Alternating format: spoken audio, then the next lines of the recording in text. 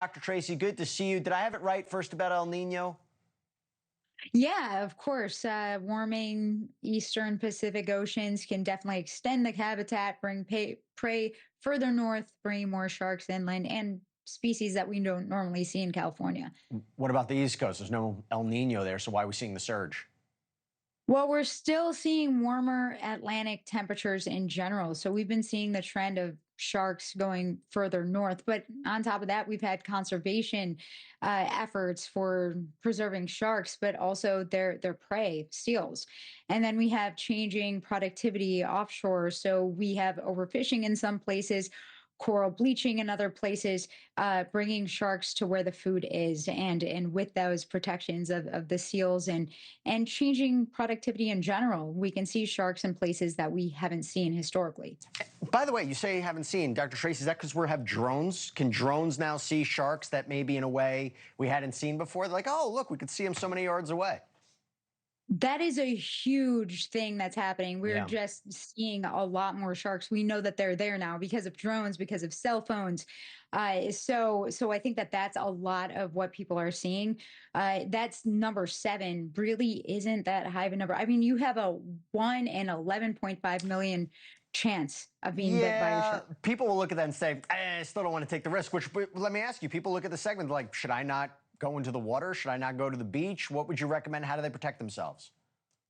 Yeah, I mean, still go to the beach. That probability of getting bit is so low, but there are things that you can do to protect yourself. Swim in groups. Don't swim at dusk or dawn when it's low light. Places that are really turbid or low visibility in the water. Stay away from those shiny objects. You can look like a fish. You know, if you have a necklace that's shiny, splashing. That's why surfers are more susceptible to those interactions with sharks. So there are things that you can do to be more shark safe. And don't go where you're fishing, right? Because the smell of blood can attract them as well. Yeah, That's another one that's too. see, I read about that. Oh, Yes. now tell Stay our away viewer. from the Okay, now tell our viewers the $1 million question here.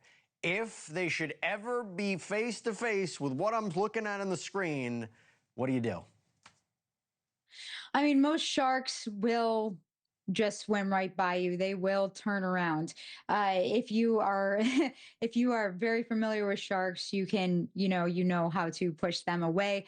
But I have a lot of people say punch the shark in the nose or put your finger in their eye. I wouldn't recommend that at all. I mean, unless you're Makes literally being attacked, sense. which is very unlikely. What about So curling most into a ball to protect your organs? going Hey, I you know saw what? that. Tell me that's a myth. Is that a myth?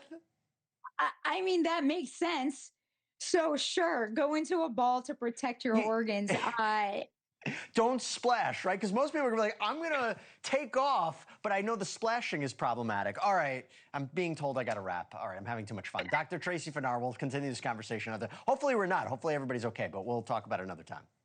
We're in good shape. All All right, right, I'll talk to you okay, later. good, optimistic. All right. Thank you for watching. Subscribe below and download our NewsNation app right now on your phone, and you will get fact-based, unbiased news for all Americans.